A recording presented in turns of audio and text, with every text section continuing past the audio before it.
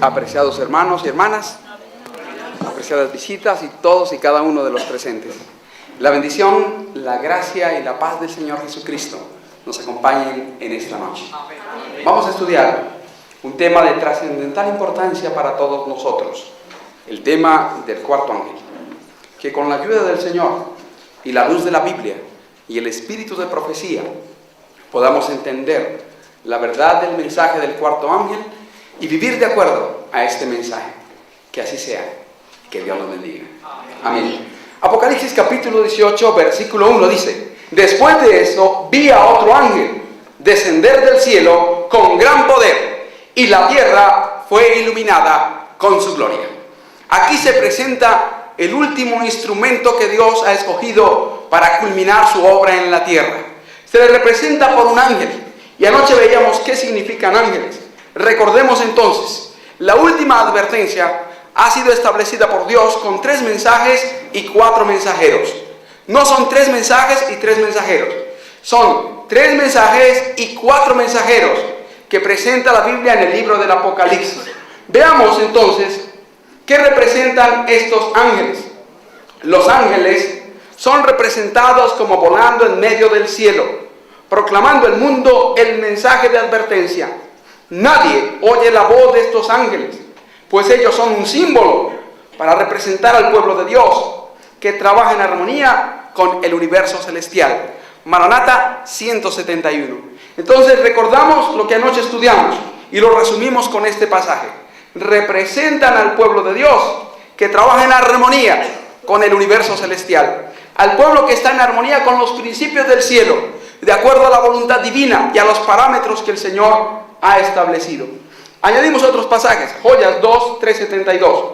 Veamos.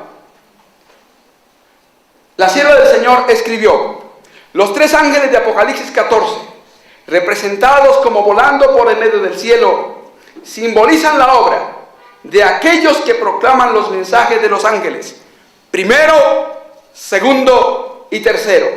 Los 3 ángeles de Apocalipsis 14 representan a aquellos que aceptan la luz de los mensajes de Dios y salen como agentes suyos para pregonar las amonestaciones por toda la anchura y longitud de la tierra. Con este pasaje corroboramos el anterior. Los ángeles representan a los mensajeros, al pueblo de Dios que obra en armonía con el universo celestial. Pero Satanás tiene un plan con relación a estos ángeles y al mensaje que ellos traen.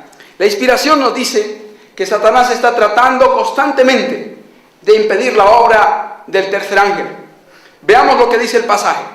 Los 3 ángeles de Apocalipsis 14, representados como volando por el medio del cielo, simbolizan la obra de aquellos que proclaman los mensajes primero, segundo y tercero. Están unidos. Las evidencias de la verdad permanente y siempre viva de estos grandes mensajes que tanto significan para la iglesia, que han despertado tan intensa oposición por parte del mundo religioso, no están extintas. Satanás trata constantemente de arrojar sombra sobre estos mensajes para que el pueblo de Dios no discierna claramente su significado, su tiempo y su lugar. Pero estos mensajes viven y han de ejercer su poder sobre nuestra experiencia religiosa mientras dure el tiempo. 3 cosas debemos enfatizar de este pasaje: la importancia, el tiempo y el lugar. Primero, el mensaje angélico es de vital importancia para la iglesia. ¿Por qué? Porque Joyas 3, 2:58 dice: ¡ay de aquel que mueva un bloque o una clavija de estos mensajes! La salvación de las almas depende de la manera como tratan estos mensajes. Una exhortación muy seria. La salvación o condenación depende de nuestra actitud hacia estos mensajes. Y hay una advertencia seria.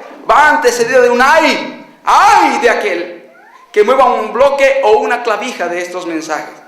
En una edificación, un bloque no es muy trascendental comparado con un edificio, por ejemplo, de 50 pisos. O una clavija mucho menos. Pero ni siquiera eso, tan mínimo del triple mensaje angélico, puede ser quitado. Ninguna verdad de las que envuelve y conforma el conjunto de verdades que trae el triple mensaje angélico debe ser menospreciada, rechazada o abandonada. Segundo, Satanás está constantemente arrojando sombras sobre estos mensajes. Su importancia, su tiempo y finalmente su lugar. Satanás procuraba que el pueblo de Dios en este tiempo no tuviera discernimiento de cosas importantes en relación al mensaje, su significado, su tiempo y su lugar. Vamos entonces a ver rápidamente la importancia, el lugar y el tiempo de cada uno de estos mensajes. El primer ángel, anoche lo estudiamos detalladamente, veámoslo hoy un poco más resumido. Temed a Dios y dadle gloria, porque la hora de su juicio ha llegado. Y a adorar a aquel que hizo el cielo, la tierra, el mar y las fuentes de las aguas. Este mensaje tiene una importancia vital, porque llama a los hombres y mujeres, a la especie humana, a revivir el temor de Dios, a darle gloria a Dios, por una razón principal, porque la hora de su juicio ha llegado, anunciando una hora específica para el juicio, un tiempo definido de la llegada del juicio, e invitando a adorar a aquel que hizo los cielos, la tierra y el mar. Dios comisionó a un grupo de hombres para traer este mensaje a la humanidad, especialmente Conflicto de los Siglos 4:17 dice que fueron escogidos Guillermo Miller y sus colaboradores. Ellos cumplieron de manera más específica la obra del mensaje del primer ángel. Así lo resume Conflicto de los Siglos 417. Miller recibe en 1833 de la Iglesia Bautista la licencia para predicar. Nos lo informa el Conflicto de los Siglos en la página 380. Y desde allí en adelante empieza la predicación de este mensaje, cuyo mayor auge fue entre 1840 y 1844, cuando Turquía entregó su poder en manos de las potencias europeas, en cumplimiento de las profecías de las trompetas, de acuerdo a la interpretación de Josías Lish. Esta interpretación y el cumplimiento de ella en 1840 dio un poderoso auge al movimiento adventista, al movimiento del primer ángel, de 1840 a 1844, predicándose con mayor poder, énfasis y mayores resultados este mensaje. Ahora, el segundo ángel, Apocalipsis 14:8, dice: ha caído Babilonia, la gran ciudad, porque ha hecho beber a todas las naciones del vino del furor de sus fornicaciones. Ya estudiamos anoche que Babilonia, la gran Babilonia, es la Iglesia Católica Romana, y que sus hijas son las iglesias que se atienen a sus doctrinas y sus tradiciones, y que prefieren la amistad con el mundo y los gobiernos terrenales en lugar de la armonía y la amistad con Dios. Que la caída representa su decadencia moral, su decadencia espiritual, las corrupciones e iniquidades que penetraron con mayor abundancia en estas organizaciones al rechazar el mensaje del primer ángel. Este mensaje fue proclamado especialmente por Carlos Fish. Este hombre fue el encargado de predicar por primera vez el mensaje del segundo ángel. Lo dice un libro denominacional de la Iglesia Adventista del Séptimo Día, llamado La Historia de Nuestra Iglesia. En la página 174 de ese libro dice: Carlos Fish imprimió un sermón que predicó, aplicando Apocalipsis 14, tanto a las iglesias protestantes como al catolicismo. Y la sierva del Señor nos informa en Conflicto de los Siglos, página 441, que el mensaje del segundo ángel fue proclamado por primera vez en el verano de 1844 y se aplicaba más especialmente a las iglesias de los Estados Unidos. Esto es muy importante. El mensaje del segundo ángel, notamos entonces, no tuvo como el del primero una extensión mundial, tuvo un énfasis en los Estados Unidos de Norteamérica. Y por eso el segundo ángel no es proclamado aquí en Apocalipsis 14 en alta voz. El primero dice que decía en alta voz o a gran voz, como dice la versión moderna. Pero el segundo ángel no habla a gran voz. Otro ángel le siguió diciendo: ha caído Babilonia, la gran ciudad, porque ha hecho beber a todas las naciones del vino del furor de su fornicación. Entonces el mensaje del segundo ángel no se dio en alta voz. Fue dado especialmente en los Estados Unidos de Norteamérica e inicialmente tuvo un límite para este país. Luego había de extenderse al mundo entero, pero esa es la obra que veremos más adelante. Ahora entremos al tercer ángel. Proclama que si alguno adora a la bestia y a su imagen y recibe la marca en su frente o en su mano, él también beberá del vino del furor de Dios, que ha sido vertido puro en el cáliz de su ira. Ya analizamos anoche que la bestia representa a la Iglesia Católica Romana, la segunda bestia a los Estados Unidos de Norteamérica, la imagen de la bestia a las iglesias protestantes de los Estados Unidos, cuando se unan en principios comunes y proclamen una ley para perseguir a los que no se sometan a sus leyes, especialmente a la ley dominical. Entonces la imagen de la bestia lo formará el protestantismo apóstate de Estados Unidos, cuando apela al brazo poderoso del Estado norteamericano para promulgar la ley dominical. Ahora, vimos que la marca de la bestia es la guarda del domingo y que la implantación de la marca de la bestia es la ley dominical. Que todos aquellos que se sometan al poder papal y a la autoridad gubernamental, iniciando en los Estados Unidos de Norteamérica y siguiendo su ejemplo en el globo entero, en toda la tierra, entonces recibirá la marca de la bestia y se hará acreedor a la ira de Dios, al vino de la ira de Dios. El vino de la ira de Dios está presentado en Apocalipsis 15 y Apocalipsis 16. Son las 7 postreras plagas que serán derramados sobre todos aquellos que se sometan al papado, que se sometan a la Iglesia Católica Romana y al protestantismo apóstata al guardar el día domingo como día obligatorio de reposo. Y entonces serán atormentados con fuego y azufre, sigue diciendo el tercer ángel. Ese fuego y azufre es el lago de fuego, en el cual todos los perdidos, según Apocalipsis 20, 12 al 14, serán arrojados después del milenio, para ser consumidos y aniquilados por su iniquidad y por su maldad. Se irán consumiendo hasta el último que se consuma, que será Satanás. La inspiración lo señala en Malaquías 4, cuando dice que no quedará ni raíz ni rama. La rama, todos los perdidos, y luego va hacia los demonios. Y la raíz es Satanás, el último en ser consumido, el enemigo de Dios, que tendrá que pagar los pecados de aquellos que se salvaron. Tendrá que consumirse por el tiempo que todos los redimidos iban a ser consumidos en el fuego. Por eso su consumación será la última. Y finalmente, al ser aniquilado, el universo será purificado del pecado y de la maldad. Y Dios hará cielos nuevos y tierra nueva. Este mensaje fue dado especialmente a un grupo de pioneros. Entre ellos estaban Jaime White, José Bates, Ira Nexon y la hermana Elena G. de White. Estos hombres y mujeres fueron los encargados de reunir las doctrinas fundamentales que conformaron el mensaje del tercer ángel. Ira Nexon fue el primero en empezar a recibir estas doctrinas y recibió el fundamento de la doctrina, el mensaje del santuario. Cuando aquella mañana del 23 de octubre de 1844, en el maizal, observó cuando el Salvador pasaba del lugar santo al santísimo como sumo sacerdote para iniciar la purificación del santuario.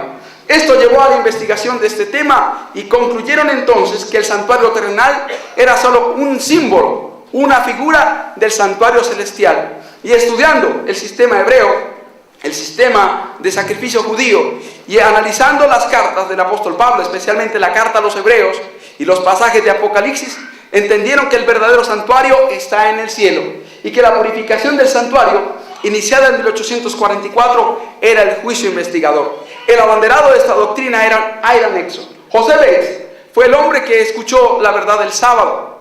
Primero, una bautista del séptimo día, la hermana Raquel Ox, o Raquel de Preston posteriormente. Fue la primera que trajo la verdad del sábado al medio adventista. Y de allí en adelante esta verdad llegó a José Bates, que publicó un folleto muy importante sobre la verdad del sábado, que los recién casados, esposos White, estudiaron con oración y se convencieron por el estudio de la Biblia que el sábado era el día del Señor. Jaime White fue el instrumento que Dios utilizó para la escatología, el orden de los sucesos. Y la sierva del Señor, con sus visiones, corroboraba o rechazaba las interpretaciones bíblicas de este conjunto de hombres que dieron como resultado a las doctrinas fundamentales del triple mensaje angélico. Y ahora el tercer ángel entonces está conformado por la iglesia adventista del séptimo día. Hasta ahí, multitudes de personas en el mundo, adventistas del séptimo día, entienden la verdad de esta manera. Pero la mayoría creen que el tercer ángel es el agente encargado de culminar la obra de Dios en la tierra y de predicar el evangelio por testimonio al mundo entero. Pero la Biblia y el espíritu de profecía nos presentan algo diferente. Y vamos a analizar entonces el cuarto ángel. Apocalipsis 18:1 dice: después de eso vi a otro ángel descender del cielo con gran poder, y la tierra fue iluminada con su gloria. Noten bien algo interesante en Apocalipsis 14:8. Vayan en sus Biblias a Apocalipsis, capítulo 14, versículo 8. ¿Qué dice del segundo ángel? ¿Cómo dice allí? ¿Están leyendo? ¿Qué dice el pasaje? Otro ángel. ¿Por qué decimos que es el segundo? Si ahí no hay ningún número. Porque va en el orden después del primero y antecede al tercero. ¿Por qué Apocalipsis 18:1 decimos que es el cuarto ángel? Porque va precisamente después del tercero. Así la Biblia nos muestra que hay un cuarto ángel aquí plasmado en la profecía. Ahora vayamos a Apocalipsis 18 y noten lo que dice. Y clamó con voz potente, verso 2, diciendo, ha caído la gran Babilonia. Noten que el mensaje del segundo ángel es repetido por el cuarto. No trae un mensaje nuevo. Viene ahora repitiendo el mensaje del segundo ángel, pero con una diferencia. Lo hará a gran voz. Es el agente encargado de predicar a gran voz el mensaje del segundo ángel. El mensaje selecto 2, 130 y 133 nos indica esto, que la obra del cuarto ángel principalmente es proclamar a gran voz el mensaje del segundo ángel. Y por lo tanto, entonces, con poder, todo el triple mensaje angélico. Vamos a ver el significado de este ángel. ¿Quién representa también entonces el cuarto ángel de Apocalipsis 18? Conflicto de los siglos 662. De aquí o de ahí que este movimiento esté simbolizado por el ángel que baja del cielo. ¿Qué representa este ángel? Un movimiento. Cada ángel representa un movimiento. Y el cuarto ángel representa también un movimiento. Y por lo tanto es un movimiento diferente al tercer ángel. O sea, un movimiento diferente a la iglesia adventista del séptimo día. De ahí que este movimiento esté simbolizado por el ángel que baja del cielo, alumbrando la tierra y denunciando con voz potente los pecados de Babilonia. ¿Cuál es una de nuestras misiones más importantes? Denunciar con voz potente los pecados de Babilonia. Claramente, definidamente. Confirmemos con otro pasaje. La Review Herald, o la revista Heraldo, la revista denominacional de la Iglesia Adventista en los días del hermano White, del 18 de agosto de 1885, ella escribió: el mensaje del tercer ángel debe ir por toda la tierra y despertar a los individuos y llamar su atención a los mandamientos de Dios y la fe de Jesús. Otro ángel une su voz con la del tercer ángel. ¿Quién lo hace? Otro ángel une su voz con la del tercer ángel. Y la tierra es alumbrada de su gloria. Permítanme preguntarles, ¿qué estáis haciendo para prepararse para esta obra? ¿Estáis construyendo para la eternidad? Debéis recordar que este ángel representa al pueblo que tiene este mensaje que dar al mundo. ¿Qué representa entonces el otro ángel? Un pueblo. Conflicto de los siglos 662 nos dice que representa un movimiento. Y ahora la Review Herald nos dice que representa un pueblo. Entonces el cuarto ángel es un movimiento y es un pueblo. Bien, veamos ahora cómo al predicar el mensaje del segundo ángel no puede predicar solo ese mensaje, sino que el cuarto ángel es el comisionado para predicar los tres mensajes porque están unidos. Los tres ángeles de Apocalipsis 14, representados como volando por el medio del cielo, simbolizan la obra de aquellos que proclaman los mensajes de los ángeles. Primero, segundo y tercero están unidos. ¿Cómo están los mensajes? Unidos. Si la obra del cuarto ángel es predicar con poder el mensaje del segundo ángel, entonces tienen la misma misión de predicar con poder el mensaje del primer ángel y de predicar con poder el mensaje del tercer ángel.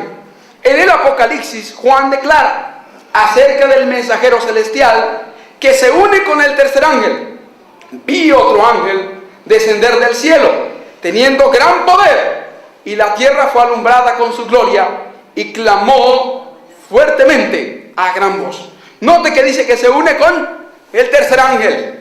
Su fase inicial sería unirse con el tercer ángel. Vamos a ver entonces. La sierva del Señor dice que cada mensaje tiene su importancia, su tiempo y su lugar.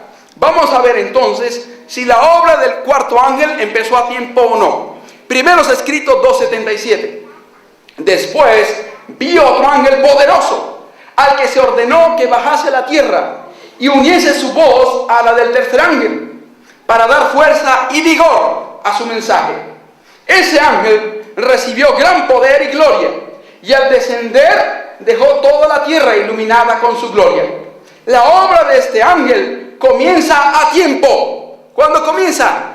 Comienza a tiempo, para unirse a la última magna obra del mensaje del tercer ángel, cuando éste se intensifica hasta ser un fuerte pregón.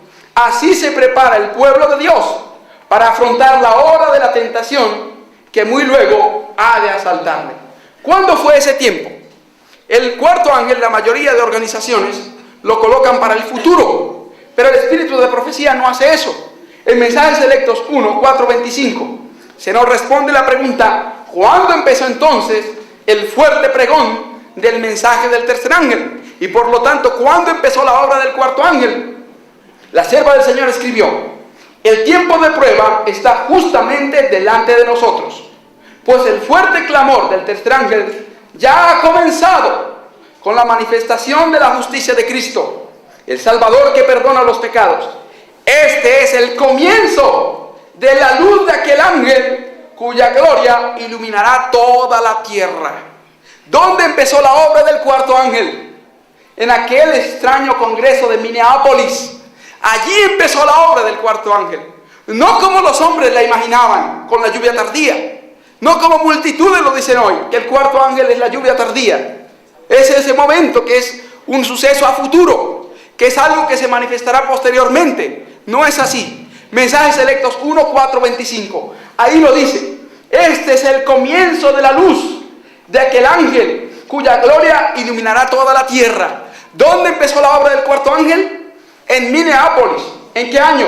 Empezó en el año 1888 con el mensaje de los pastores Jones y Waggoner. Cuando ellos trajeron el mensaje de la justicia de Cristo, empezó la obra del cuarto ángel y empezó su primera fase, una obra interna. El cuarto ángel debía cumplir una obra en dos fases, una interna y una externa. Y la primera fase, la interna, empieza allí en el año 1888 con la presentación del mensaje de la justicia de Cristo, con el mensaje de la justificación por la fe, traído por medio de estos dos instrumentos humanos. Al presentar ese mensaje, la sierva del Señor nos informa que ahí, cuando esos hombres predicaron en este salón que vemos en esa lámina, cuando predicaron allí durante los meses de octubre y noviembre de 1888, el Congreso de Minneapolis, el mensaje de la justicia de Cristo, ahí en ese momento empezó a brillar la luz del cuarto ángel. Empezó la obra del cuarto ángel programada por Dios. La luz de la gloria de Dios, del carácter de un Salvador amoroso, de la justicia de Cristo, empezó a ser presentado y empezó a brillar allí. Ahora, ¿qué pasó a partir de allí y por qué vino este mensaje? Mensajes Selectos 1:2-76 dice que los dirigentes rechazaron ese mensaje, que despreciaron ese llamado, que la luz que ha de iluminar la tierra con su gloria fue resistida y rechazada. La página 80 de Testimonio para Ministros dice que el ministerio empezó una obra satánica y la empezó en Minneapolis al rechazar el mensaje y los mensajeros. La mayoría de los dirigentes que estaban allí presentes en Minneapolis en 1888 despreciaron el mensaje de la justicia de Cristo y lo rechazaron. Hay un libro que se llama Lo que todo adventista debe saber sobre 1888. Interesante que todos lean ese libro. Allí dice que si Cristo hubiera estado presente en 1888 en persona, el pueblo adventista, los dirigentes adventistas, habrían hecho con él lo que los judíos hicieron con Cristo en la cruz del Calvario en el año 31.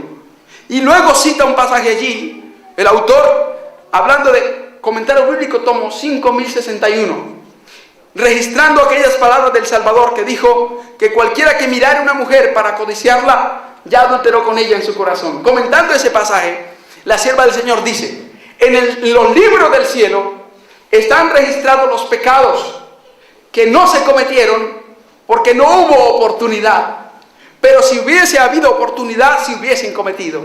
Tremendo. O sea que en ese momento en el cielo se registró que el ministerio adventista crucificó al Salvador. Lo que hizo en el año 31 el pueblo judío, el ministerio adventista lo realizó en el año 1888.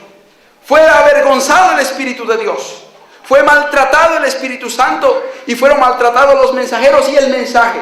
Y en ese momento la luz de la verdad que iluminará la tierra con su gloria fue rechazada. ¿Por qué vino otro ángel? ¿Por qué el tercer ángel no culminó la obra? Porque la obra ya no la podía terminar. Porque la obra le sería quitada definitivamente. Vamos a verlo. Porque el mensaje necesitaba más poder. La primera razón.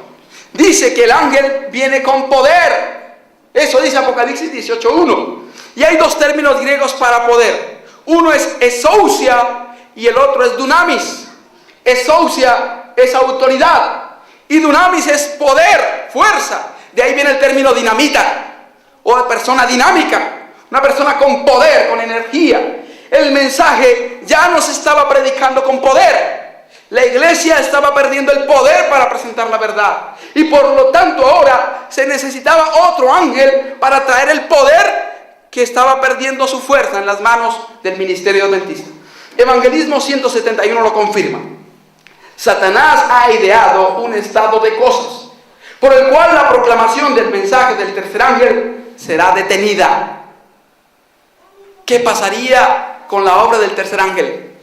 ¿Qué pasaría? ¿Sería qué? Detenida. Notan que está escrito. Sigue diciendo, debemos precavernos de sus planes y métodos. No debe suavizarse el tono de la verdad. No debe disimularse el mensaje para este tiempo.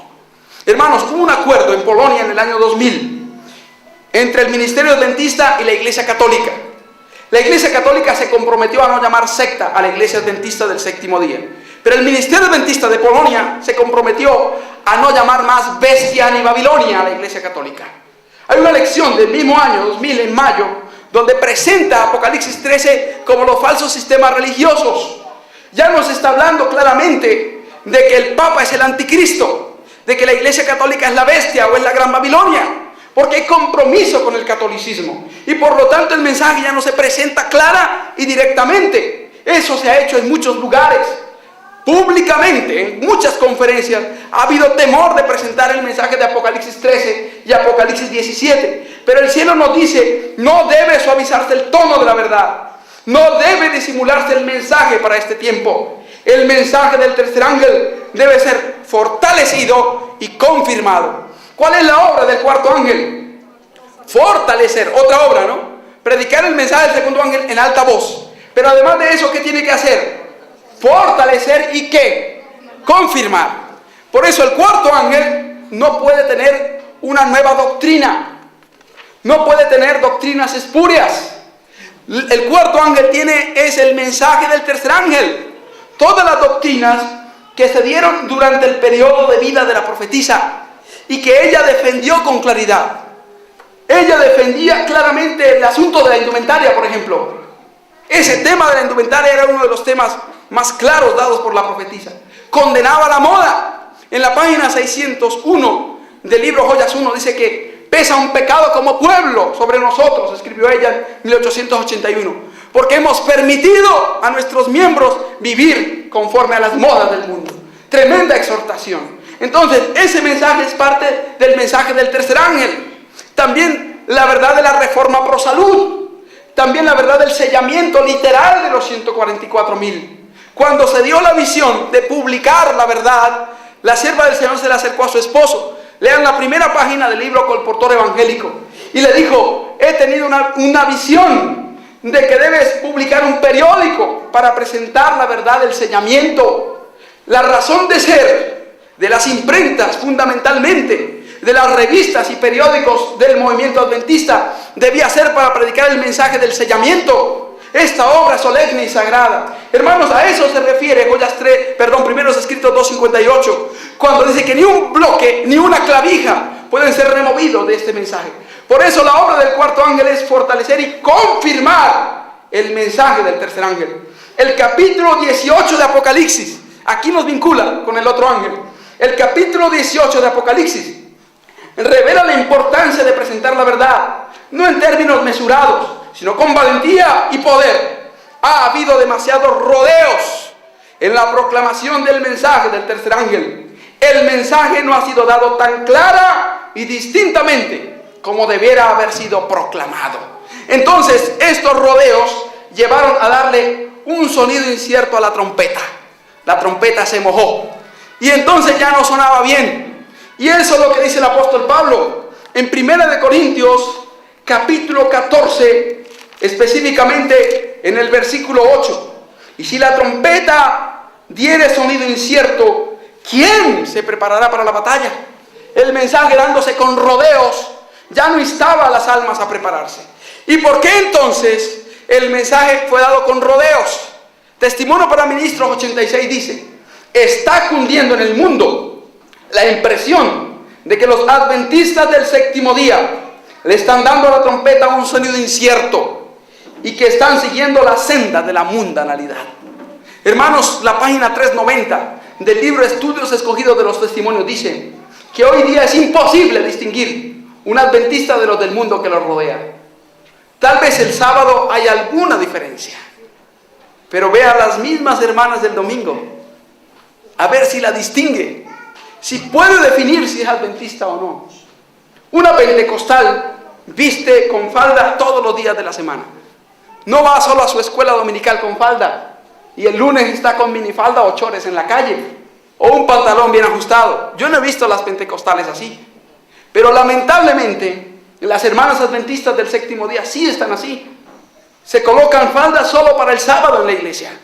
El resto de días, aún en congresos y en actividades espirituales, se visten como cualquier mujer del mundo. Y eso lo señala aquí. La sierva del Señor dice que está cundiendo en el mundo la impresión de que los adventistas del séptimo día le están dando a la trompeta un sonido incierto y que están siguiendo la senda de la mundanalidad. Por eso la iglesia perdió la autoridad para predicar el mensaje. Ahora veamos lo que pasó. Tercera razón por la que vino el cuarto ángel: porque el estandarte del mensaje del tercer ángel ha sido arrastrado en el polvo. Primera fase: arriaron el estandarte, lo bajaron. ¿Dónde está eso? Joyas tomo 2, 422. Los hombres harán uso de todos los medios para atenuar la diferencia entre los adventistas del séptimo día y los observadores del primer día de la semana. Me fue presentada una compañía que, a pesar de llevar el nombre de adventistas del séptimo día, aconsejaban que el estandarte que nos hace un pueblo singular, los mandamientos de Dios y la fe de Jesús, que ese estandarte que nos hace un pueblo singular no se destacase tanto, pues alegaban que no era el mejor proceder para dar éxito a nuestras instituciones. Pero este no es el momento de arrear nuestra bandera o avergonzarnos de nuestra fe. Sigue diciendo allí la sierva del Señor: la bandera, el estandarte, con la escritura, los mandamientos de Dios y la fe de Jesús, debe flamear hasta el fin del tiempo. Pero ¿qué han hecho muchos? Han arriado la bandera. Cuidado, hermano, eso no lo hable, eso no lo predique, eso no, esto no. Y se está atenuando el mensaje. Hay miedo de predicar el mensaje, hermanos. Algunos movimientos independientes en Estados Unidos han publicado pancartas, vallas, donde dice que el Papa es el anticristo. Y la iglesia adventista ha enviado peticiones de perdón, excusas al papado, explicando que ellos no son los que han hecho eso, que son movimientos independientes, pero que ellos no son los que han publicado esto, hermano. Entonces, ¿qué está haciendo la iglesia?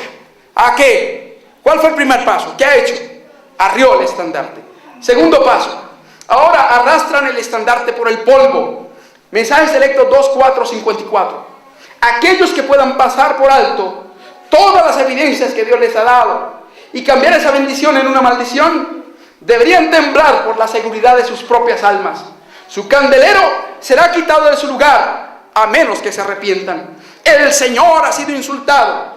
El estandarte de la verdad, del primero, del segundo y del tercer ángel, ha sido arrastrado en el polvo.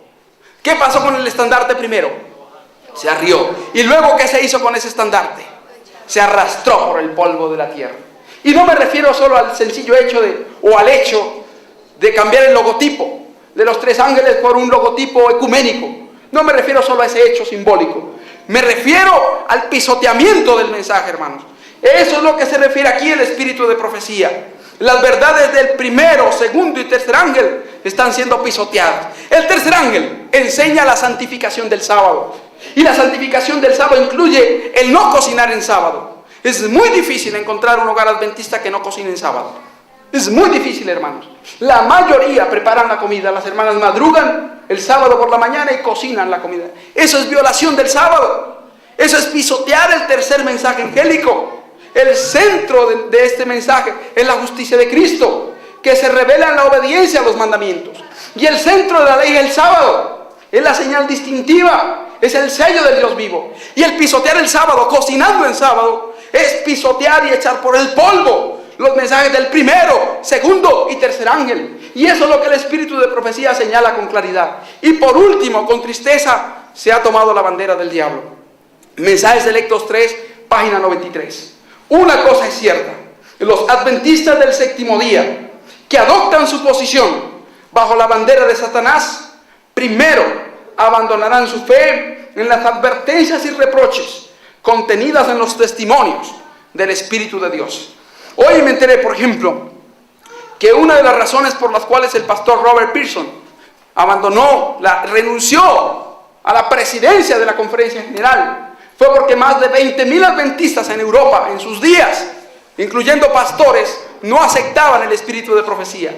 No reconocían a la hermana White como la mujer tomada por Dios para manifestar el testimonio de Jesús, el don de profecía. Como era tanta feligresía, no se animaron a excluirlos. Y entonces el pastor dijo: no son adventistas. Un hombre que trató de alguna manera hacer una reforma. Y entonces dijo: renuncio. No puedo seguir dirigiendo una iglesia que rechaza la verdad de Dios. Hermanos, una evidencia tremenda de esa apostasía contra los testimonios, del rechazo a las advertencias y reproches contenidos en el Espíritu de Dios. Y no es cosa de poca monta hacer eso. Es arriar la bandera del enemigo. Es tomar en la mano la bandera de Satanás. Habiendo arriado el mensaje, la obra, la bandera del tercer ángel, del triple mensaje angélico, habiéndola arrastrado por el polvo, ahora tomar la bandera del enemigo. Otra razón es que la iglesia perdió la autoridad. Mencionaba que el término poder, descendió con poder, se traduce también como exousia, que significa autoridad. ¿Qué tiene el cuarto ángel al predicar? ¿Tiene qué? Autoridad. Del Salvador se decía eso en Mateo 7:29, que no hablaba como los escribas y fariseos, sino que hablaba ¿con qué?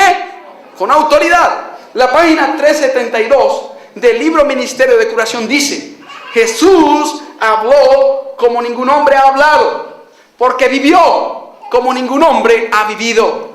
Su autoridad emanaba de su vida. ¿Qué es lo que da autoridad, hermanos, para hablar? ¿Qué es lo que da autoridad?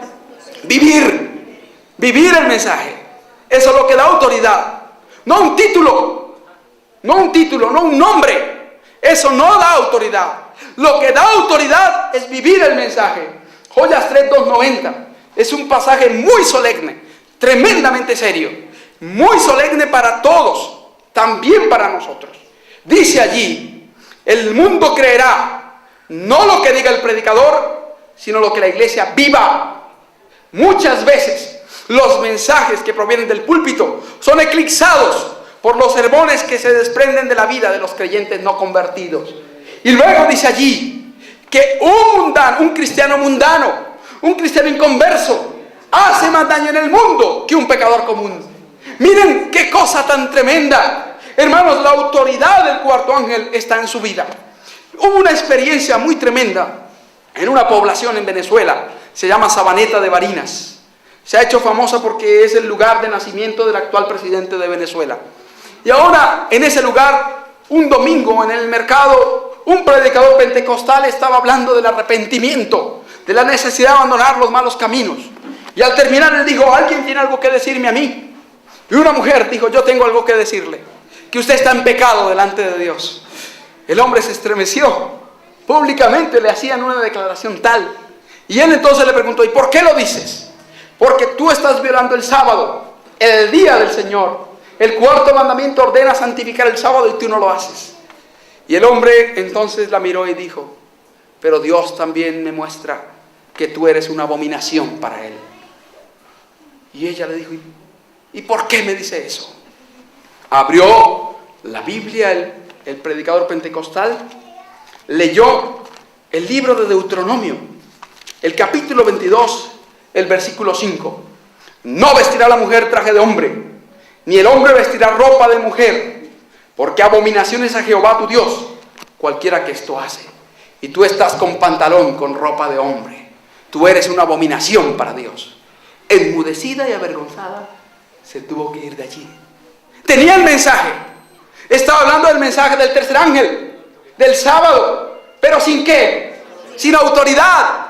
Quedó enmudecida y silenciada. Hermanos, lamentablemente, el pueblo que fue llamado para llevar la obra del tercer ángel, que había recibido el mensaje del tercer ángel, perdió la autoridad. Porque dejó de vivir la verdad. Y por lo tanto ya no cuenta con autoridad divina para presentar este mensaje a la humanidad. Por eso tenía que venir otro ángel, otro movimiento. Y otra razón, porque la iglesia volvió atrás. Se olvidó de las palabras de Cristo en Lucas 17:34. Acordaos de la mujer de Lot. ¿De qué debemos acordarnos? De la mujer de Lot. ¿Para qué? Para no volver atrás.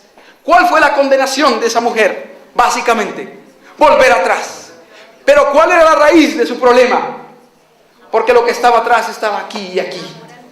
El amor al mundo estaba en su corazón y por eso volvió atrás. La atracción del mundo la hizo volver atrás y con Sodoma pereció. Y ahí se perdió y resucitará después del milenio para ser consumida en el lago de fuego y azufre, indudablemente. Lamentablemente el pueblo adventista se olvidó de eso. Palabra de vida del Gran Maestro 2:56. Dice allí, la iglesia se está convirtiendo diariamente al mundo en la transgresión de la ley. En lugar de traer al mundo a la obediencia de la ley de Dios, diariamente la iglesia se está convirtiendo al mundo. Y es un proceso que empezó hace mucho. No es un proceso reciente, del año 2000. No es del 2008. No, en el año 1882. El pasaje de Servicio Cristiano, página 49. La sierva del Señor dijo, me lleno de tristeza cuando pienso en nuestra condición como pueblo. El Señor no nos ha cerrado el cielo, pero nuestra propia condición de permanente apostasía nos ha separado de Dios. Pecados dolorosos se cometen entre nosotros, sin temor a la expulsión o a la condenación. Y luego dice, lo cierto es que la iglesia ha dejado de seguir en pos de Cristo su líder y está volviéndose firmemente hacia Egipto. ¿Qué rumbo había tomado el pueblo adventista en 1882? Ya no para Canaán. Ya en 1882 había hecho lo de la mujer de Lot. Estaba mirando para atrás. Estaba volteándose hacia atrás. Estaba tomando un rumbo firme hacia Egipto. Y la sierva del Señor en 1904 corrobora que ese rumbo no cambió. Testimonios para la iglesia en inglés, volumen 8, 118 y 119. Como fue predicho en el Apocalipsis 18, como fue predicho en el capítulo 18 de Apocalipsis, el mensaje del tercer ángel debe ser proclamado con gran autoridad por aquellos que han de dar la advertencia final contra la bestia y su imagen, según Apocalipsis 18, 1 al 6. Este es el mensaje que Dios envió para ser proclamado en el fuerte clamor del tercer ángel. Es una solemne y terrible verdad que muchos de los que fueron celosos en la proclamación del mensaje del tercer ángel se están volviendo descuidados e indiferentes. La línea de demarcación entre los mundanos y muchos profesos adventistas es casi imperceptible. Muchos que fueron una vez adventistas sinceros se están conformando con el mundo, con sus costumbres, con sus prácticas y su egoísmo. En vez de inducir al mundo a rendir obediencia a la ley de Dios, la iglesia se está uniendo más y más íntimamente al mundo en la transgresión. Día tras día, la iglesia se está convirtiendo al mundo. ¿Es esto verdad? ¿Podemos tapar la realidad? ¿Podemos cubrir el sol con un dedo? Puede haber muchos argumentos para defender que el pueblo adventista del séptimo día es hoy la iglesia de Dios. Pero la sierva del Señor escribe un pasaje que está en el libro Cristo Nuestra Justicia 41 y 42 y dice: los hechos del profeso pueblo de Dios hablan un lenguaje mucho más fuerte que su profesión de fe y señalan que un poder cortó el cable que los anclaba a la roca eterna y se fueron a la mar sin mapa y sin compás. Otra versión es página 31 y 32. El énfasis que quiero hacer es que allí dice que los hechos hablan un lenguaje más fuerte que su profesión. ¿Qué demuestran los hechos? Día tras día la iglesia se está convirtiendo al mundo. ¿Es eso realidad? Es una muy triste realidad. Es una dolorosa realidad. Y es una dura realidad. Pero que el cielo señala y que no se puede ocultar y que hay que anunciar para que los sinceros abran sus ojos y no sigan el rumbo de aquellos que conscientemente quieren aparentar religión sin vivir la verdad, de aquellos que quieren una religión fácil y acomodaticia, profesar creer en Dios sin vivir de acuerdo a sus principios y sin apartarse de las costumbres, prácticas y egoísmo del mundo. El Salvador dijo: estrecha es la puerta y angosto el camino que lleva a la vida, y pocos son los que la hallan. Esa verdad no ha cambiado, porque Hebreos 13:8 dice que el Señor es el mismo ayer, hoy y por los siglos.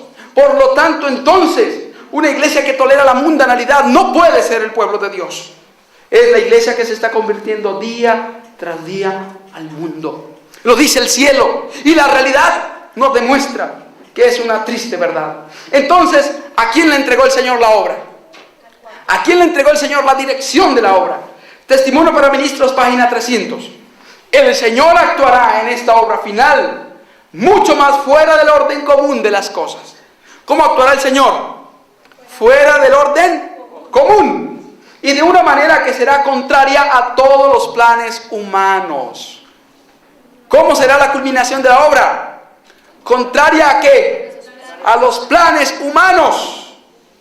Los planes humanos piensan en gran envergadura, en gran estructura, en mucha maquinaria. Pero el cielo no necesitó maquinaria para que 12 hombres, luego 120 personas, evangelizaran al mundo en 31 años. No había internet, no había canales de televisión, no había emisoras de radio. ¿O había eso en los días de los apóstoles?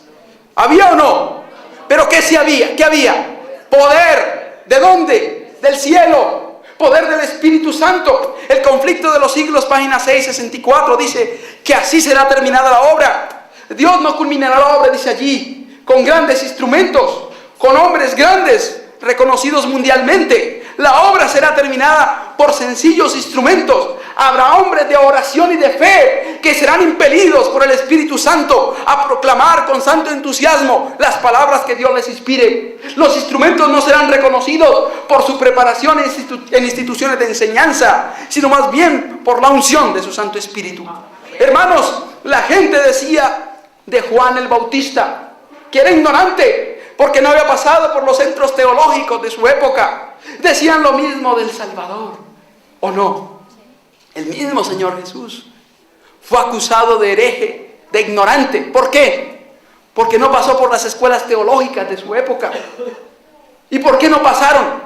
Porque hubieran sido corrompidos, porque su mentalidad hubiera sido enseñada para someterse, para aceptar compromisos, para paliar la verdad. Y entonces, asumiendo compromisos con los hombres, no podían hablarles la verdad clara y directamente. Pero el Señor utilizará instrumentos como Juan y como el Señor Jesús, que saben en la escuela de Cristo, que han aprendido en la escuela del Maestro y que del Salvador han recibido la unción, la autoridad y el poder para culminar su obra. Entonces sigue diciendo allí: habrá entre nosotros personas que siempre querrán controlar la obra de Dios. La obra que debe realizarse ahora consiste en proclamar el mensaje final de misericordia a un mundo caído. Una nueva vida está viniendo del cielo y posesionándose de todo el pueblo de Dios.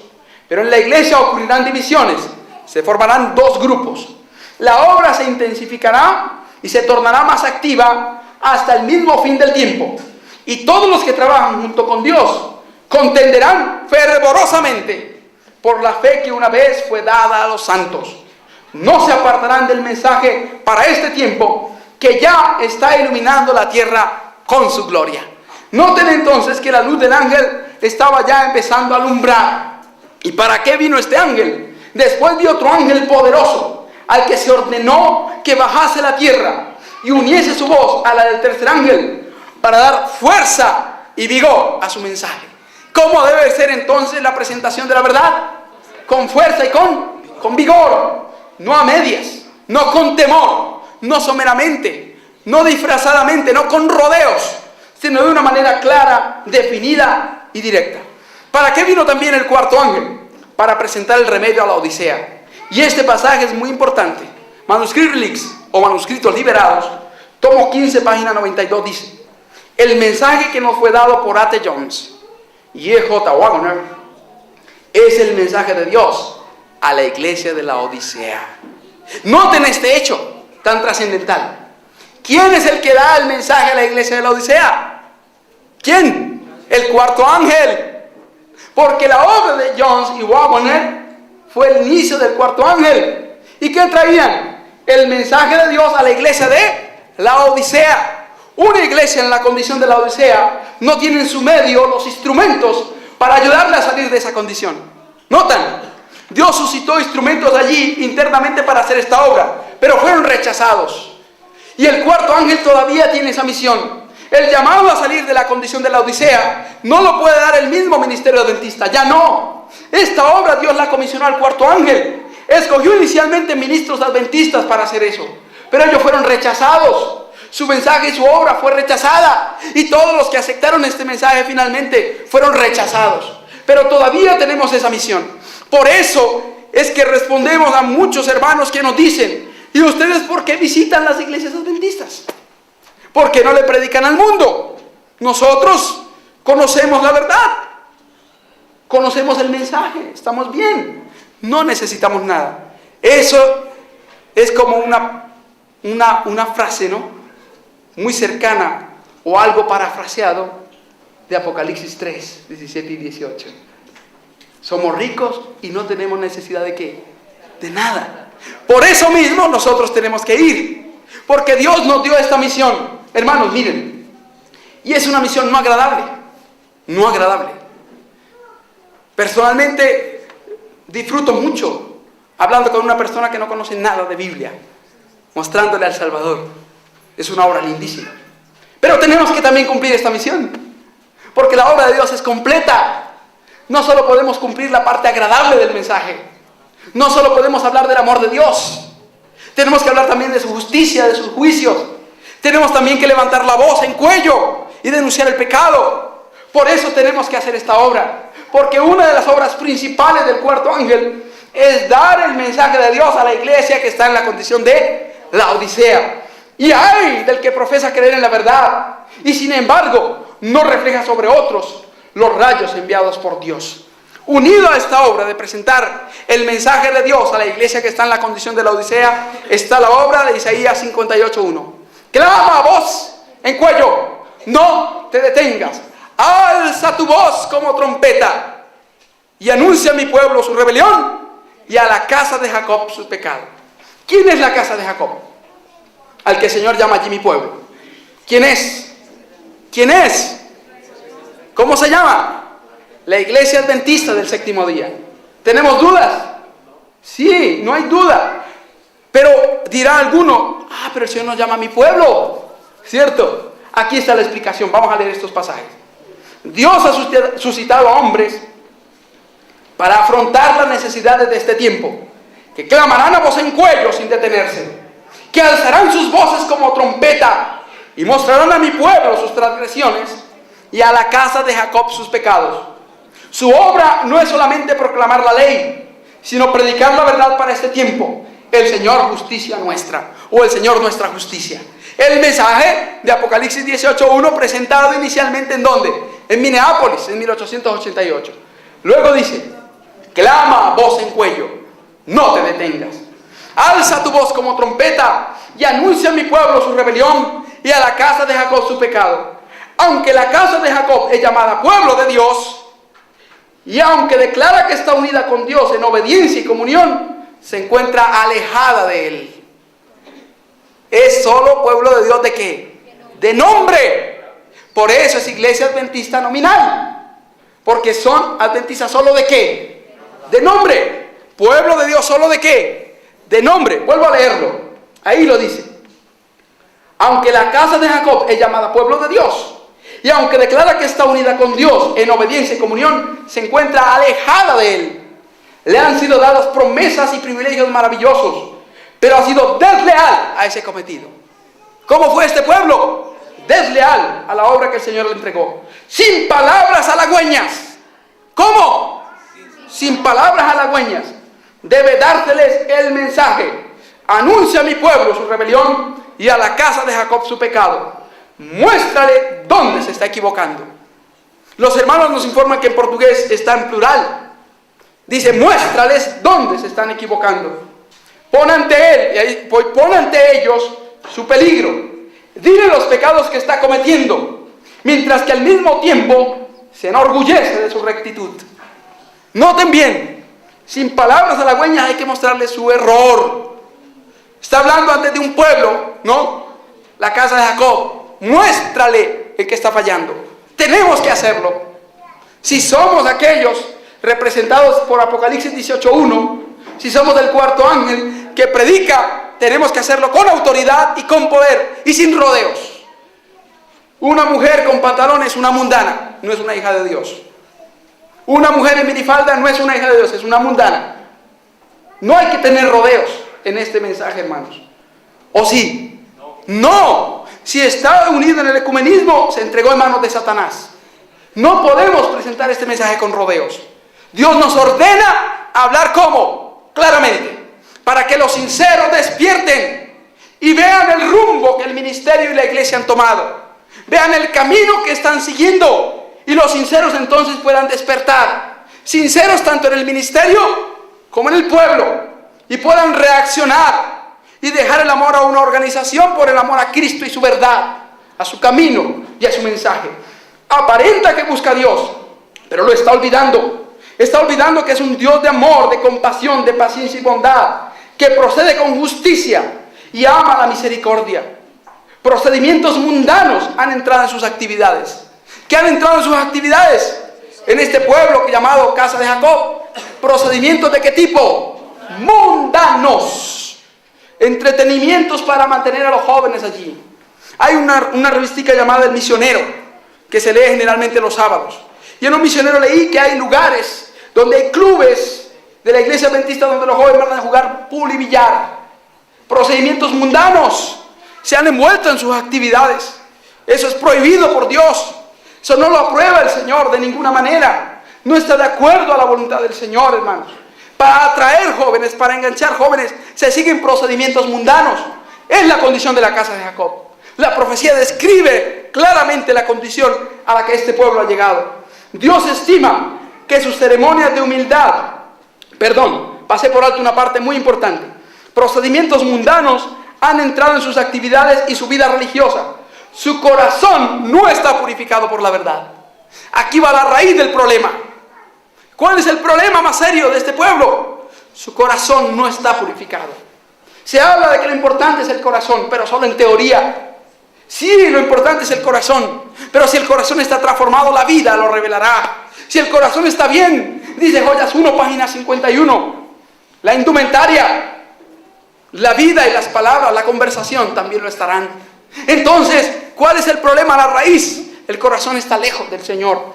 Dios estima que sus ceremonias de humildad externa son una solemne burla. ¿En qué se convierten las ceremonias en esa condición? En una burla. Considera todo su fingimiento religioso como un insulto contra Él. Tremendo, hermanos. Lo dice el cielo. Y lo que dice el cielo tenemos que decirle amén. Seguimos leyendo. ¿Cuál es uno de los medios que Dios usará a través del movimiento del otro ángel para cumplir su misión? Y aquí aclaramos algo muy importante.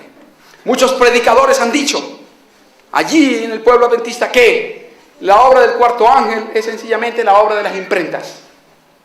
Pero no es así lo que dice este pasaje. Vamos a leerlo. Joyas 3:142. Es también en gran medida por medio de nuestras imprentas como debe cumplirse la obra de aquel otro ángel que baja del cielo con gran potencia y alumbra la tierra con su gloria. Noten bien que no son las imprentas, sino que las imprentas son un medio para presentar el mensaje del cuarto ángel. Es por eso que nosotros tenemos folletos que se llaman el cuarto ángel. Mensajes que se llaman así, porque el Señor ordenó que la imprenta fuera un instrumento para que la verdad del cuarto ángel llegara al mundo entero. La responsabilidad que recae sobre nuestras casas editoriales es solemne. Los que dirigen estas instituciones, los que redactan los periódicos y preparan los libros, alumbrados como están por la luz del plan de Dios y llamados a amonestar al mundo, son tenidos por responsables de las almas de sus semejantes. Esta es una de las razones principales por la que la casa editorial de Battle Creek fue quemada en el año 1902. Porque allí ya no se estaba proclamando este mensaje. Se estaban haciendo etiquetas para venta de licor. Se estaban haciendo trabajos para espiritismo. El libro de Living Temple o el Templo Viviente de John Harvey Kellogg estaba siendo editado allí, estaba siendo impreso. Y ahora los que trabajaban en la editorial no estaban consagrados a Dios. La sierva del Señor escribió un pasaje que está en Testimonios, volumen 8, página 102 a la 104, ya en español. Ella dice que a menos que haya una reforma en la casa editorial, vendrá un castigo sobre la casa editorial. Y el mundo sabrá por qué vino el castigo. Noten bien, si no había una reforma, ¿qué habría? Un castigo. Y el castigo vino. Cuando ella se enteró de la noticia, dijo: me lleno de tristeza al conocer esto. Me imagino cómo está el corazón de los dirigentes. Sin embargo, no me extrañó, porque en visiones vi a un ángel de pie con una espada de fuego sobre Battle Creek, ondándola de un lugar a otro. Los bomberos que trataron de apagar decían que el agua parecía combustible, porque al arrojar agua sobre el fuego, este se encendía con mayor intensidad. Porque las imprentas cambiaron su rumbo, y ahora el Señor tenía que utilizar al cuarto ángel para que estableciera imprentas, para publicar exclusivamente la verdad que ha de amonestar al mundo entero. Ahora, ¿cómo sería tratado este mensaje? ¿Sería aceptado o sería rechazado? Como los profetas de antaño y los mensajeros antiguos, la obra de Dios a través del cuarto ángel sería rechazada. Esto lo notamos en el 23 de diciembre de 1890 en la revista Review and Herald. También pueden ver eventos de los últimos días 213. Ha de darse en las iglesias una maravillosa manifestación del poder de Dios, pero no conmoverá a quienes no se han humillado delante del Señor y han abierto la puerta del corazón mediante la confesión y el arrepentimiento. En la manifestación de aquel poder que alumbra la tierra con la gloria de Dios, ellos solamente verán algo que en su ceguera consideran peligroso. ¿Cómo llegaría a considerar el ministerio adventista nuestra obra? Como algo que peligroso. ¿Es así o no? Es así. Cuidado. Llegaron unas invitaciones, pero cuidado. Nadie vaya. Cuidado. No escuchen eso. Se mira como la lepra este mensaje. No hay problema. Tiene que ser así. Es el cumplimiento de la profecía. Si no, la profecía no se cumpliría. La profecía del cuarto ángel se cumple en todos los aspectos. Su tiempo, su lugar, su surgimiento, su obra, su mensaje y el rechazo que recibe. Eso es profético también. Seguimos leyendo. Ellos solamente verán algo que en su ceguera consideran peligroso, algo que despertará sus temores y se prepararán para resistirlo. ¿Para qué se preparan con relación a nosotros? Para resistir este mensaje que llevamos. Debido a que el Señor no obra de acuerdo a sus ideas y expectativas, se oponen a la obra. ¿Por qué? Argumentan ellos. No hemos de reconocer al Espíritu de Dios cuando hemos estado en la obra tantos años, debido a que no fueron sensibles a las amonestaciones y súplicas de los mensajes de Dios, sino que dijeron obstinadamente: soy rico y estoy enriquecido y no tengo necesidad de nada. A menos que aquellos que pueden ayudar sean despertados a un sentido de su deber, no reconocerán la obra de Dios. Cuando se oiga el fuerte clamor del tercer ángel, cuando brille la luz para iluminar la tierra, en lugar de venir en ayuda del Señor, ellos querrán detener su obra para que se conforme a sus propias ideas estrechas. Testimonio para Ministros 300 y Evento 213. Algunos se han apartado del mensaje de la justicia de Cristo para criticar a las personas. El triple mensaje angélico no será comprendido. La luz que quiere iluminar la tierra con su gloria será tildada de luz falsa por aquellos que se niegan a andar en su hermosura que va en aumento. Dos puntos importantísimos. ¿Cómo sería llamada esta luz que nosotros traemos? ¿Luz qué? Falsa. ¿Es llamada así o no? Sí. 2:33 de Testimonio para Ministros dice: los siervos de Dios serán llamados fanáticos. Los ministros aconsejarán al pueblo a no oírlos. Nuestro mensaje, el mensaje que Dios nos dio, que tenemos que anunciar al mundo entero, incluyendo al pueblo adventista y todas las iglesias, ese mensaje sería llamado como luz falsa. Y además de ello, dice aquí, se niegan a andar en su hermosura que va en aumento. ¿Cómo iría la gloria que iluminaría la tierra? ¿Empezaría brillando en el mundo entero?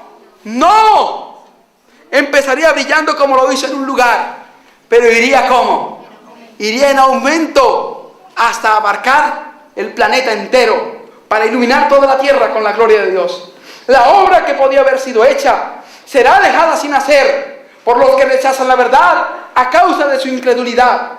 Buscamos a vosotros, los que lucháis contra la luz de la verdad y estáis fuera del camino del pueblo de Dios. ¿Dónde se coloca quien se opone a este mensaje? Fuera del camino del pueblo de Dios. Se coloca en el punto opuesto, contrario. Hay un pasaje que me viene a la memoria en este momento. La página 209 del libro Consejos sobre el régimen alimenticio dice que existe una clase numerosa que se opondrá a cualquier movimiento de reforma, por razonable que sea, si éste presenta principio de restricción alimenticia. Tremendo. Allí habla de una clase numerosa que se opondría a cualquier movimiento de reforma. ¿Por qué? Por razonable que sea. Por el sencillo hecho de que impone restricciones dietéticas. Ahora, el cuarto ángel sería tildado de ignorante. La obra del cuarto ángel sería menospreciada y menoscabada. Pero no es extraño. Lo mismo le pasó a Lutero. En el conflicto de los siglos, la página 158, la sierva del Señor escribió: la obra de la reforma no terminó en los días de Lutero, como muchos lo piensan. Tiene que seguir hasta el fin del mundo. ¿Hasta cuándo sigue la obra de la reforma? ¿Hasta cuándo? Hasta el fin del mundo. ¿Y cómo trató Leandro la obra de Lutero, el legado papal? Así se nos trata. Vamos a leerlo. ¿Quiénes son estos predicadores de nuevas doctrinas? Exclaman los que abogan por la religión popular. Son indoctos, escasos en número y los más pobres de la sociedad. Y con todo, pretenden tener la verdad y ser el pueblo escogido de Dios. Son ignorantes que se han dejado engañar. Cuán superiores en número y en influencia nuestra iglesia. Cuántos hombres grandes e ilustrados hay entre nosotros. Cuánto más grande es el poder que está de nuestra parte. Estos son los argumentos que más sacan a relucir y que parecen tener influencia en el mundo, pero que no son ahora de más peso que en los días del gran reformador. Esos no son argumentos para rechazar la verdad. 654 del conflicto confirma y dice que los dirigentes populares enfatizan en sus instituciones. Preguntan: ¿dónde están los hospitales de ustedes? ¿Dónde están sus universidades, sus colegios, sus sanatorios? ¿Dónde está eso? Nosotros tenemos instituciones en el mundo entero. Ese es el argumento. No es una verdad bíblica la que se muestra, sino el argumento de Leandro, un argumento católico. Pero miren lo que dice la inspiración en el conflicto de los siglos 654. Desdeñan a los defensores de la verdad, que por cierto son pocos, pobres e impopulares, y cuya fe los separa del mundo. 4 características que tendría el último movimiento de Dios. Sería un pueblo conformado por pocos, que en aspecto económico serían como pobres, que en aspecto de acogida serían como impopulares, pero lo más importante, que tendría una fe que los separa del mundo. La página 453 y 455 del régimen alimenticio dice que la alimentación, el régimen alimenticio demuestra si somos del mundo o si somos de los que el Señor ha cortado del mundo por el hacha de la verdad. Ya vemos una diferencia ahí. Una fe que nos separa del mundo. ¿Qué incluye eso? El régimen. 274 de estudios escogidos de los testimonios. Dice allí: muchos que profesan creer en los testimonios no siguen la luz dada en ellos. La reforma de la indumentaria es tratada por muchos con indiferencia, cuando no la desprecian completamente. porque hay en ella una cruz. La sierva del Señor hace una exclamación: doy gracias a Dios por esa cruz, porque es precisamente el instrumento que Dios ha escogido, el medio que Dios ha escogido para distinguir y separar del mundo al pueblo que observa los mandamientos de Dios. Una fe que nos separa ¿de qué? En indumentaria, en alimentación. Pero no solo ahí nos debemos quedar. En temperamento, en vida, en conversación, en la manera de actuar, en la manera de vivir, en la consagración, en la oración, en el trato amable en el hogar, en la vida íntima y personal, en la manera de pensar, de hablar y de vivir. Debemos tener esa fe que nos separa del mundo. Dios quiere un pueblo distinto. Hay un pasaje muy serio que dice que cuando una persona quiere imitar las modas del mundo, Dios ya no la reconoce su hija. No necesita ponérsela.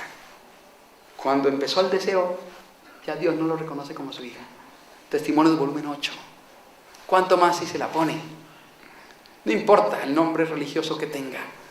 Si viste pantalón, minifalda, si se corta el cabello como un varón, si utiliza cosméticos para adornar o colorear su rostro, sus labios, Dios no puede reconocer a esa mujer como su hija.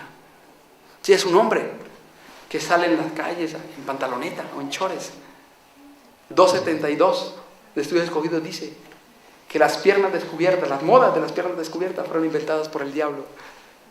No se limita a la mujer, también el hombre. Dios ha establecido parámetros para vestir y para vivir, para todo. Porque Dios tiene un pueblo que está conformado por pocos, que la mayoría de los que lo conforman son pobres, que el pueblo es impopular, pero sobre todo que tiene una fe que lo separa del mundo. Ese es el pueblo del cuarto ángel, que Dios está preparando para culminar la obra. ¿Cuál será el resultado final de este movimiento? Entonces dice Apocalipsis 18:1 que será iluminar toda la tierra ¿con qué? Con la gloria de Dios. Que la tierra será inundada con la gloria de Dios, como las aguas inundan la mar. Cuando el Espíritu Santo venga en la lluvia tardía, entonces será la fase final del movimiento de reforma. El cuarto ángel, y oí otra voz que decía: salid de ella, pueblo mío. Esa otra voz es la voz del Espíritu Santo, porque nadie puede decir pueblo mío, ningún hombre puede decir pueblo mío. Es la voz de Dios, y el Espíritu Santo, según Hechos 5, 3 y 5, es Dios. Entonces el Espíritu Santo tomará a los fieles del movimiento de reforma y les dará el poder para invitar a las almas a salir de las iglesias caídas en la fase final, en el fuerte pregón. Evangelismo 311 dice: el otro ángel que se une al tercer ángel iluminará la tierra con su gloria. Y luego conflicto 6:69, el ángel que une su voz a la proclamación del tercer mensaje alumbrará toda la tierra con su gloria. Así se predice una obra de extensión universal y de poder extraordinario. ¿Cómo termina el cuarto ángel? ¿Cómo termina? Con poder ¿qué? Extraordinario. Noten Apocalipsis 14, versículo 9. Vean algo importantísimo allí. Vamos todos a la escritura, Apocalipsis 14, 9. Y el tercer ángel lo siguió diciendo a gran voz: si alguno adora a la bestia y a su imagen. El mensaje del tercer ángel aquí se le presenta como dado a gran voz. Pero hasta hoy esa obra no se ha cumplido. ¿Sí o no? El pueblo adventista empezó predicando a gran voz. El pueblo adventista del séptimo día. No. Las verdades del sábado del santuario se dieron en una casita en Nueva York. Cuando orando en 1848, estos hombres y mujeres entendieron la verdad de la ley, del santuario y del sábado. Entonces no se dio en altavoz. En altavoz lo dará el cuarto ángel, en la fase final del cuarto ángel. Y veamos ahora qué necesitamos para participar de esta obra. Dios ayude a cada alma que hoy nos escucha, o que en algún momento escuchará este mensaje, para que deje a un lado todo prejuicio y piense en su salvación. Los prejuicios no lo van a salvar. El pastor no le salvará. El nombre de la denominación no lo salvará. Nada de eso le salvará. Cristo es el Salvador. Y el Señor necesita algo para salvarnos, fundamentalmente, sinceridad. Por eso 2:61 de Primeros Escritos dice que todos los sinceros, tanto en el pueblo adventista como en las otras iglesias, entenderán este mensaje y lo aceptarán. La clave es que tú seas sincero o tú seas sincera. Si no, nunca llegará a este pueblo. Condiciones para participar de esta obra. Primero, ser purificado. Isaías capítulo 52, versículo 11. El profeta mesiánico expresó estas palabras de la profunda necesidad que tenemos para poder participar de la obra del cuarto ángel. Dice allí: apartaos, apartaos, salid de ahí, no toquéis cosa inmunda, salid en medio de ella, purificaos los que lleváis los utensilios de Jehová. Noten que hay una purificación y una separación para poder participar de esta obra. Esto es muy importante. Veamos lo que dice este testimonio. Señales de los tiempos, del 1 de agosto de 1892. Si quisiéramos recibir la luz del glorioso ángel, que deberá iluminar la tierra con su gloria, nos incumbe cerciorarnos de que nuestros corazones estén purificados, vaciados del yo y dirigidos hacia el cielo. ¿Qué se necesita para entender y aceptar este mensaje? Un corazón ¿cómo? Purificado. Si alguien quiere aferrarse a un ídolo, llámese moda, vestido, personas, nombres, títulos, posición, no puede aceptar este mensaje. Tiene que apartarse de todo ídolo. Su corazón tiene que ser purificado de todo lo malo para recibir esta verdad de corazón. Y dirigidos al cielo, a fin de estar preparados para la lluvia tardía. Procuremos, pues, habilitarnos y unámonos en la proclamación del ángel que ha de iluminar la tierra con su gloria. Miren lo que dice allí. Luego de ser purificado, ¿qué hay que hacer? Unirse en la proclamación del ángel que ha de iluminar la tierra con su gloria, para prepararse para la lluvia tardía. Este pasaje es importantísimo, porque muestra que hay que unirse al otro ángel para poderse preparar para la lluvia tardía. Indica entonces que el otro ángel es el que recibirá la lluvia tardía. Por eso en la página 142, 141 y 142 de Mensajes Selectos 1, hablando del pueblo adventista, dice: esperamos que la iglesia se reviva, esperamos que la iglesia mejore, esperamos que algún día la iglesia se reviva. Dice allí: ese tiempo nunca llegará. El pueblo adventista en vano espera la lluvia tardía, no la recibirá. La obra de la lluvia tardía y la fase final de la obra se le dará al cuarto ángel exclusivamente. Ahora, ¿qué hay que hacer? Dejar a un lado nuestros planes personales. Eso es importantísimo. Poner a un lado nuestros planes y en oración pedir la dirección de los planes de Dios. Tenemos que dejar a un lado nuestros planes egoístas y estrechos, recordando que tenemos una obra de la más extensa magnitud y de la más grande importancia. Al realizar esta obra, estamos haciendo resonar los mensajes del primero, segundo y tercer ángel. Y estamos de esta manera siendo preparados para la venida de aquel otro ángel del cielo que va a iluminar la tierra con su gloria. Se necesita mucha oración. Para participar de esta obra del cuarto ángel, se necesita doblar mucho las rodillas. La inspiración dice que ha llegado el tiempo de orar más y hablar menos. Dios nos ayude a tener ese pasaje en la vida.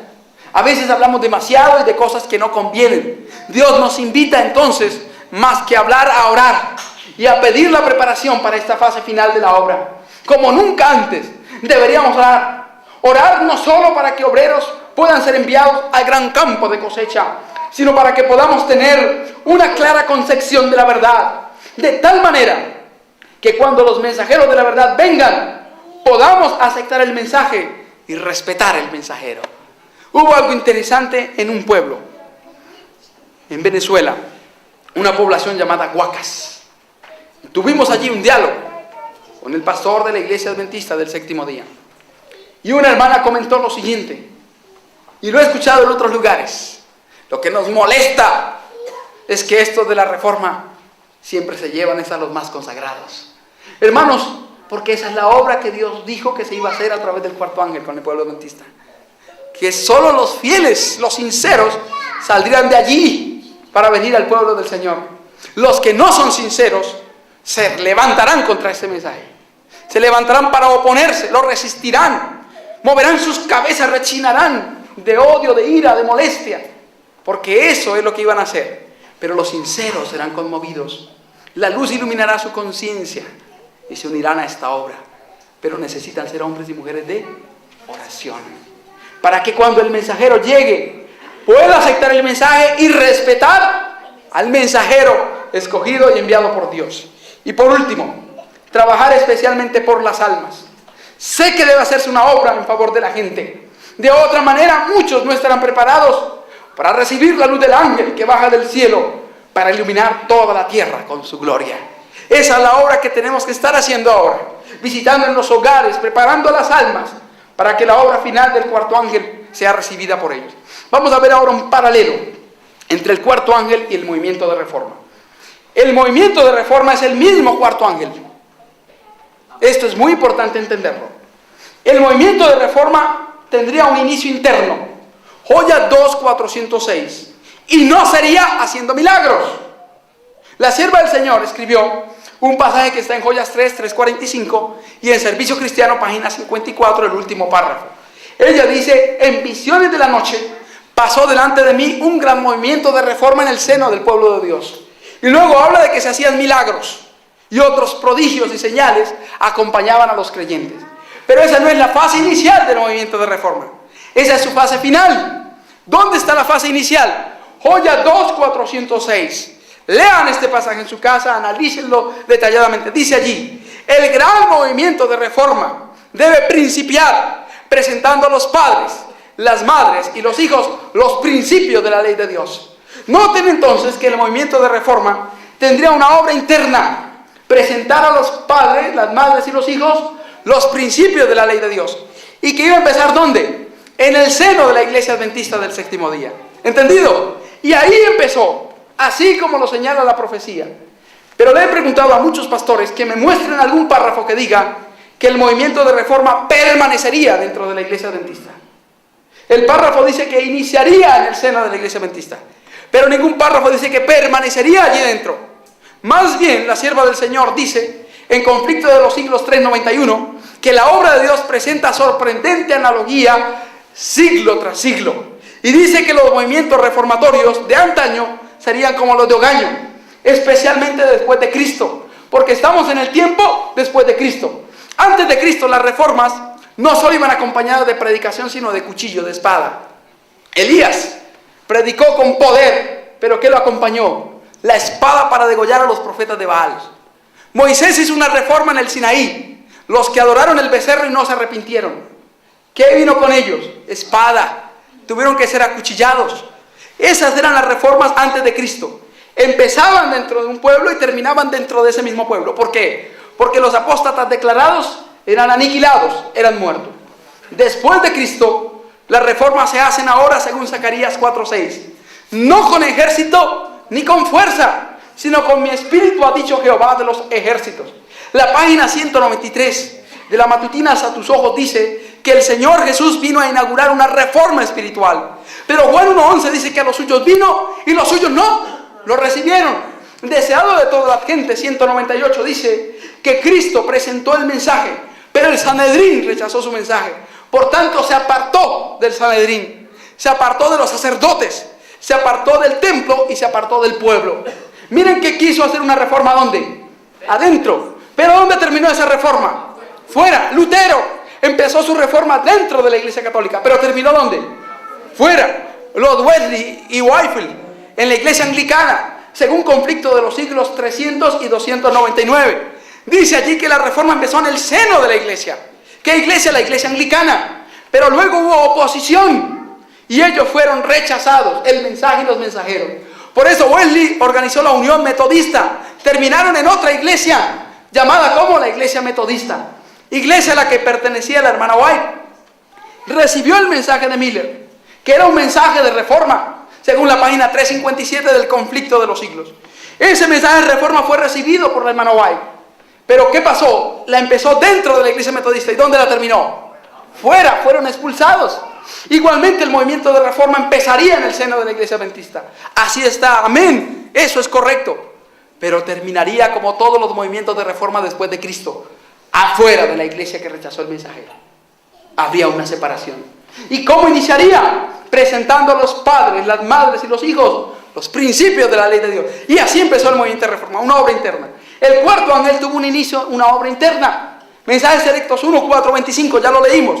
El inicio de la obra del cuarto ángel de la luz fue con la presentación de la justificación por la fe en Minneapolis, en 1888. Va el paralelo perfecto aquí. Veamos, el cuarto ángel, algo importante. Los dos evidencian obediencia a la ley de Dios. Testimonio para Ministros 91 y 92. Y Joyas 2, 406 y Profetas y Reyes 501. Testimonio para Ministros 91 y 92. La sierva del Señor dice que el Señor envió un preciosísimo mensaje a través de los pastores Wagner y Jones, que tenía como objeto exaltar a Cristo, el Salvador, el garante que perdona nuestros pecados. Traían el mensaje de la justicia de Cristo, que se revela en la obediencia a los mandamientos de Dios.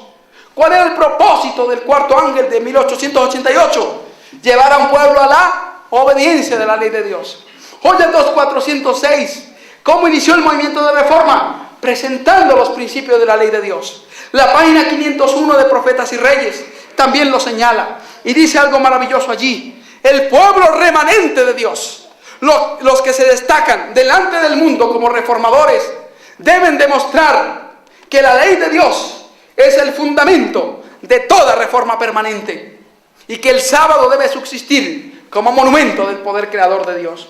Y ahora el comentario bíblico de Isaías 58, 8 al 14, de la Review and Herald del 13 de octubre de 1891. Estudiamos que el pueblo adventista bajó la bandera, la rió, la arrastró por el polvo y luego tomó la bandera de Satanás. Ahora es la que lleva. ¿Quién tomó el estandarte del tercer ángel? Confirmémoslo aquí. Aquí se presentan las características de los que serán reformadores, de los que llevarán el estandarte del mensaje del tercer ángel. ¿Quiénes llevarían el estandarte del mensaje del tercer ángel? Los reformadores. El estandarte que el pueblo adventista bajó, arrastró y tiró al suelo para tomar el del enemigo, los reformadores lo hemos tomado para llevar en alto el mensaje de los mandamientos de Dios y la fe de Jesús.